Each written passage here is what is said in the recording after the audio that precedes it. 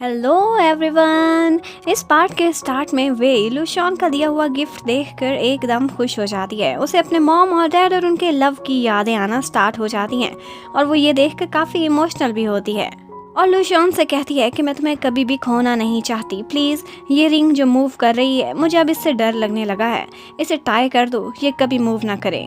लूशॉन उसे यकीन दिलाता है कि मैं तुमसे दूर कभी भी नहीं जाऊंगा और उसके बाद वहाँ पर बारिश होना स्टार्ट हो जाती है और उसके बाद लूशॉन जानबूझकर इशारों इशारों से वे को कुछ याद कराता है कि उसने कुछ प्रॉमिस किया था नेक्स्ट टाइम बारिश होने पर। वे को भी उसकी बात अच्छे से याद आ जाती है। उसके बाद नेक्स्ट सीन में दिखाते हैं कि वे अपनी ऑनलाइन कंपनी फावे उसकी एक पहली क्लाइंट से आज मिलने जा रही थी। वो उसको लीगल सर्विसेज देगी। वे तो नर्वस फील कर ही रही थी, लेकिन साथ में जो क्लाइंट थी वो भी थोड़ी डिप्रेशन और नर्वस वाली लग रही थी। उस क्लाइंट के बॉयफ्रेंड ने एक गेम बनाई थी जिसमें उसकी फोटोज को बिना कॉपीराइट्स के यूज किया था ग्राफिक्स में। वे इस सारे मैटर को अच्छे से समझती है और उसे अपना मशवरा भी देती है, जो भी लीगल इश्यूज से रिलेटेड वो उसकी हेल्प कर सकती थी वो करती है। और वे को ये भी पता चल जाता है देखकर कि वो गेम 2022 में बहुत ज़्यादा फेमस होने वाली है और इसने बहुत रेवेन्यू भी जनरेट किया है।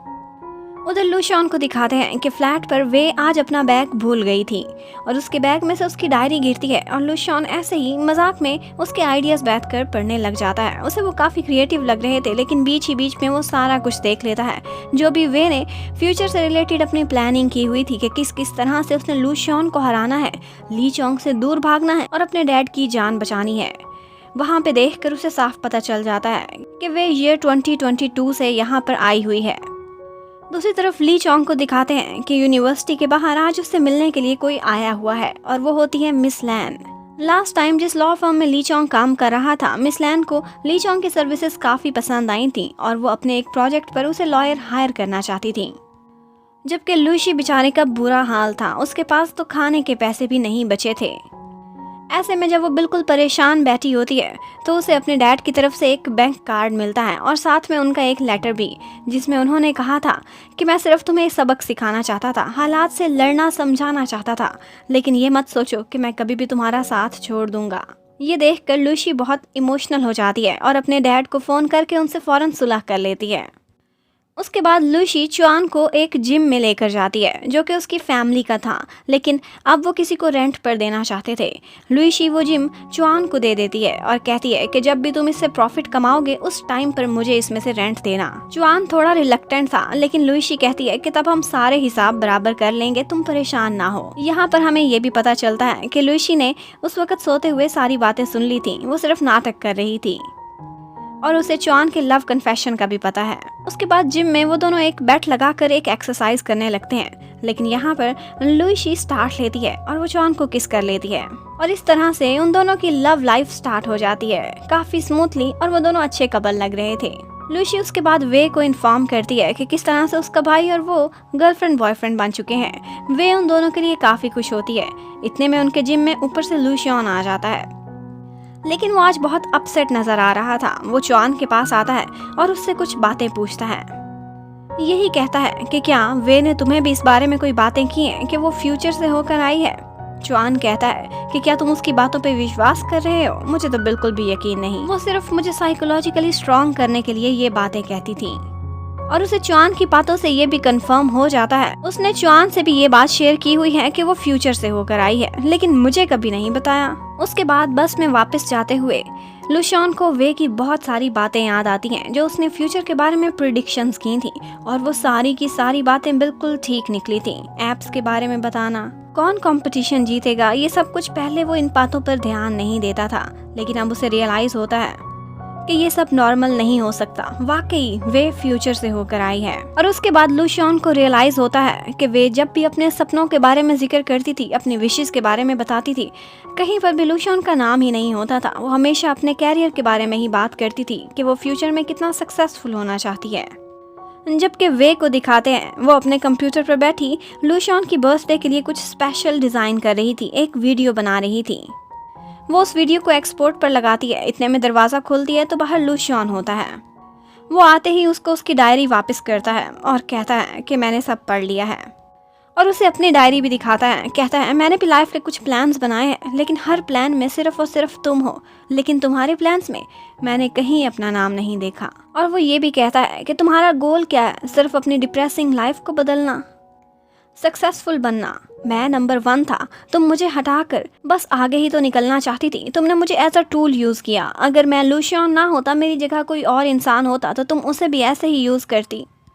तुम्हें मुझसे तो फ़र्क नहीं पड़ता, तुमने सिर्फ नंबर 1 के साथ होना था।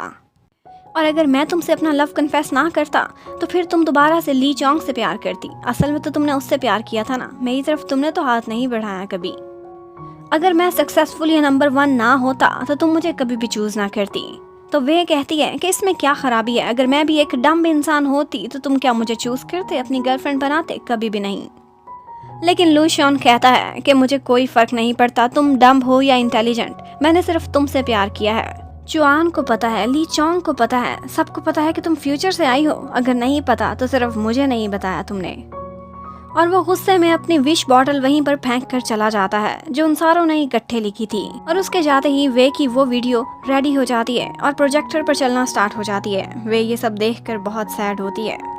और लूशियन की बॉटल में से सिर्फ एक ही विश निकलती है, और वो ये थी कि वे हमेशा प्योर और सिंपल रहे। वो बहुत अपसेट होती है और अपना लैपटॉप उठाकर वही वीडियो दिखाने के लिए लूशियन की तरफ दौड़ लगा देती है। लूशियन अपने अपार्टमेंट में उन पिक्स के साथ खड़ा होता है और बार बार रो रहा होता है। वे उसके पास अपार्टमेंट में आने के लिए एलिवेटर में जाती है। वो देखती है कि एलिवेटर ख़राब हो गई है, बिल्कुल काम नहीं कर रही, और साथ में उसकी रिंग उसने ट्विस्ट करना स्टार्ट कर दिया है। और उसके बाद एकदम से सारा सीन चेंज हो जाता है। अब वे हॉस्पिटल में बेहोश होती है। वो जैसे ही आंखें खोलती है, कोई इंसान उसके करीब होता है। उसे लगता है कि लूशियन है। वो फौरन से उठकर उसे हक कर लेती है, लेकिन ये तो लूशियन ही नहीं था। लूशियन देखता है कि ली चोंग और वे एक दूसरे को हक किए बैठे हैं। ये ईयर 2022 था। लूशियन वे और ली चोंग को देखकर अपसेट होता है और वहाँ से चला जाता है। वे को एकदम से एहसास होता है कि ये लूशियन नहीं है। वो परेशान हो जाती है। इतने में उसकी मॉम आती हैं और कहती हैं कि तुम मैन हॉल में गिरकर बेहोश हो गई थी। लूशियन ने ही तुम्हें बचाया है, तुम 1 महीना हॉस्पिटल में कोमा में रही हो। ये सब सुनकर वे की लाइफ तो अपसाइड डाउन हो जाती है। ये सारा अरसा जो उसने किया था, वो सब एक सपना था, झूठ था। लेकिन उसकी लूशियन के लिए जो फीलिंग्स डेवलप हो गई थी, वो तो सच्ची थी। उसे किसी चीज़ की कोई परवाह नहीं थी। वो हॉस्पिटल बेड से उठती है और लूशियन को तलाश करते हुए दौड़ लगाना स्टार्ट कर देती है। वो बस पागलों की तरह सड़क पर लूशियन को बुलाती हुई दौड़ती जा रही थी। इतने में पीछे से ली चोंग आता है और उसे कहता है कि मुझे अपनी गलती रियलाइज़ हो गई है। मुझे लगा था कि मैं तुम्हें खोने वाला हूँ, लेकिन मैं तुम्हें खुद से अलग नहीं होने दूंगा। लेकिन वो तो ली चोंग से अब प्यार ही नहीं करती थी। उसकी सारी की सारी फीलिंग्स सिर्फ लूशियन के लिए थी। लेकिन वो क्या करेगी? क्या एक सपना लोगों को बताकर कुछ एक्सप्लेन करेगी? ये जानने के लिए stay connected. Thank you for watching. Bye bye.